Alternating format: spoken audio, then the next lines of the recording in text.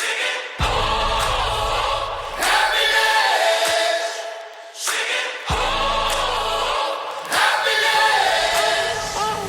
got a homesick heart, but a long ways left to go. All right. Hey, guys. Thanks for joining us on another Get to Know You call. Today, we've got another one of our leaders I'm excited to get to chit-chat with. I've had the privilege of seeing her almost every week because we get to record our high school small group videos together, but you guys haven't had a chance to really see her and talk to her much. So you guys welcome Miss Betty on the call with us. Betty, how you doing? I'm good. How are you?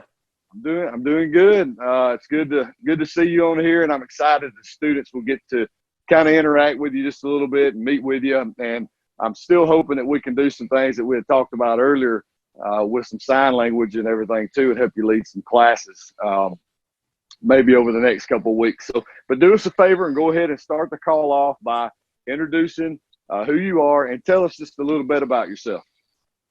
So my name is Betty Brooks. I am 22 years old and I'm a college student. I am a leader in the youth group, and I also help teach the high school small groups for mostly girls, but also boys and girls right now. And I am studying to become a sign language interpreter.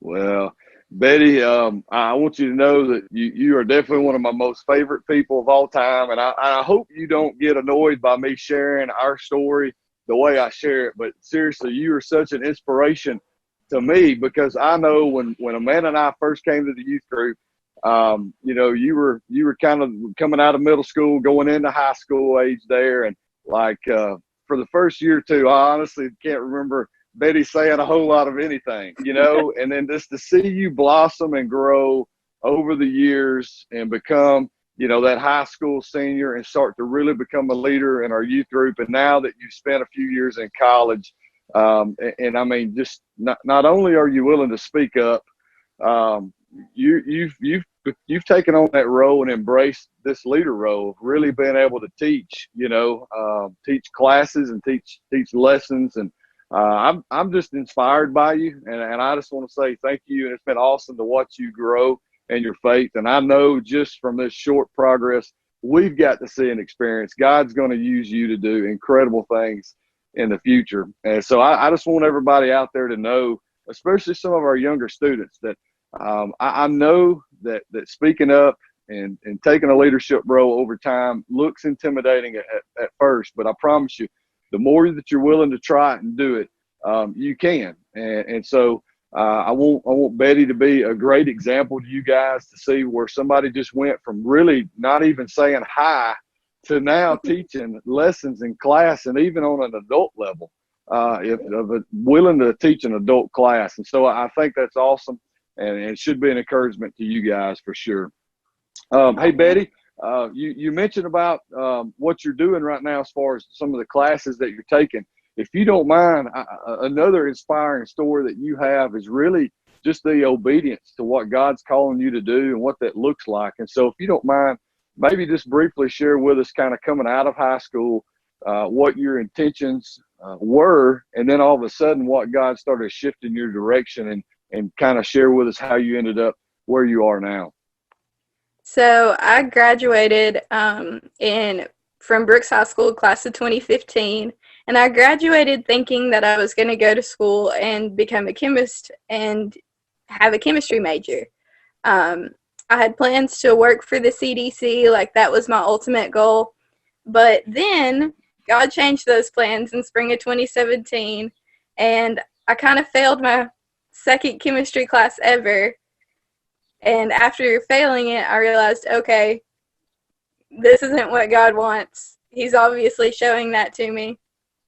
So I decided to change my major. I had already had thoughts of wanting to learn sign language, but never really thought I could make a career out of it or make a life out of it. But I went with God, and I was like, okay, let's do this. And so ever since then, I have been a American Sign Language interpreter major. So what I plan to do with that is finish school, I'm actually having to transfer to Maryville College in fall of 2021, so y'all are still stuck with me for another year. But yeah, so and then once I finish school, I'd like to go into the mission field and help plant deaf churches.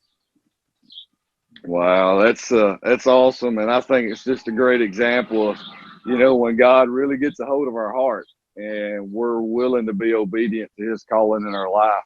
You have no idea where He can take you, and so we're excited, Betty. We're excited to see what He's going to do, just in that particular part of your life as well. And so, well, hey.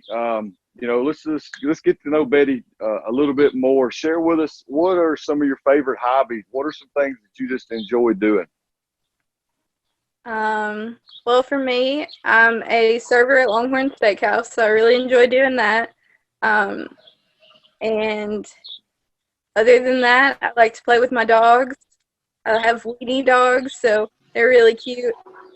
And other than that, like my biggest thing is being at church and seeing all my friends, because that's where most of my friends are, and just getting to serve in the church. Wow. Well, that should speak volumes of who you are when somebody says, hey, my hobby is really going to church and serving. Like, that's what I really enjoy doing. And so I think that echoes, again, just displays your personality and who God's called you to be. So, well, Betty, unfortunately, we've not been able to really be at church and to do a lot of the things that we were, normally used to doing. And so when it comes to this so-called downtime, how have you been handling that? What are some things that you've been doing to occupy maybe some time that you've had extra now that you didn't have in the past? I've definitely been getting deeper into the Word, reading my Bible a lot more, and now that I have the time for it. Well, I had time before, I just didn't use it. And then also doing some crafts, doing a lot of painting, different crafts and things like that, things that I never thought I could do, but now that I have time for it and am like kind of focusing on, I'm getting to do it. So that's awesome. And hey, look, I don't know if you guys heard that or not. I did not ask Betty to share that, but she is honest.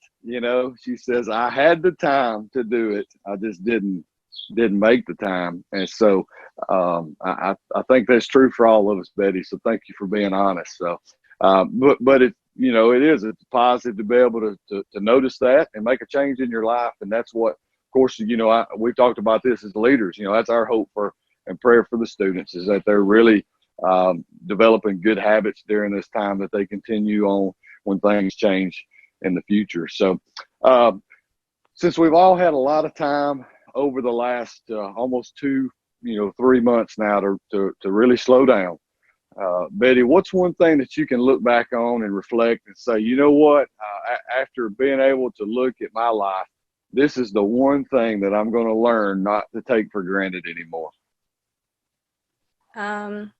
For me, like at the beginning, I thought it was going to be work and stuff because I missed being at work all the time.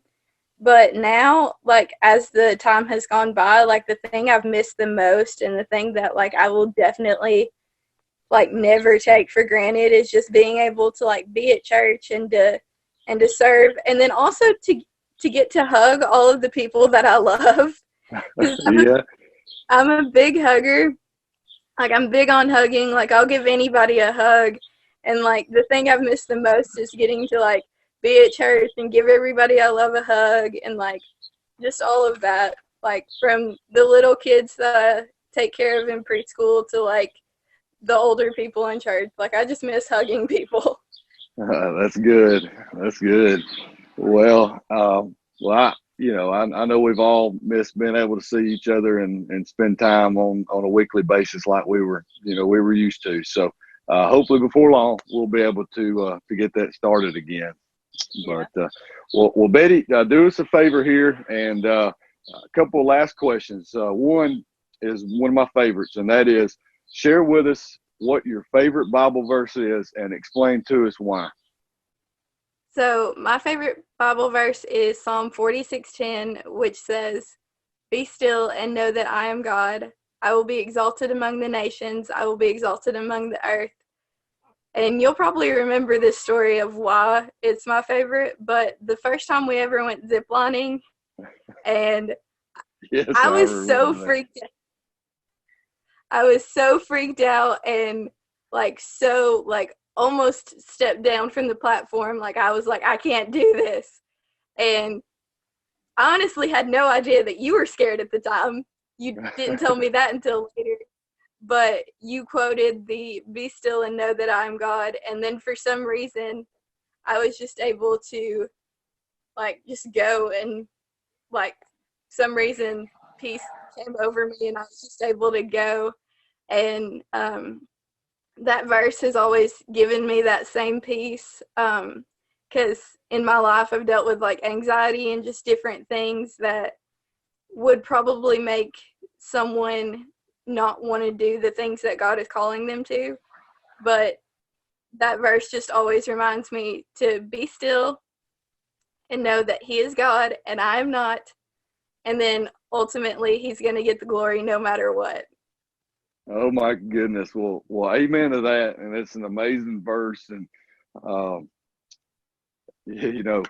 yes, I absolutely remember that moment. Matter of fact, that is the first time that I had been really pushed out into one of my biggest fears, which is my fear of heights. And I was like, all right, Betty, we're in this together.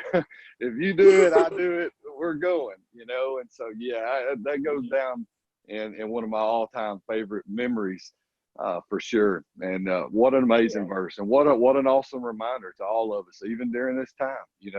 I think it's a way that God's really encouraging us. Hey, be still, trust me, know that I'm God, and I'm going to work everything out. And so thanks for sharing that for us, Betty. You're welcome. Well, hey, look, as we end, you are one of our leaders. You help us in a variety of different ways, with whether it's mission trips, different things that we do with our group activities, our small group devotions. Do me a favor, and as we close, if you don't mind, just maybe share with our students what is one thing that you hope that they learn and take away from this situation that we're in. So one thing I hope they take away is being consistent with God and being consistent in who God is, because life is going to throw so many things at you.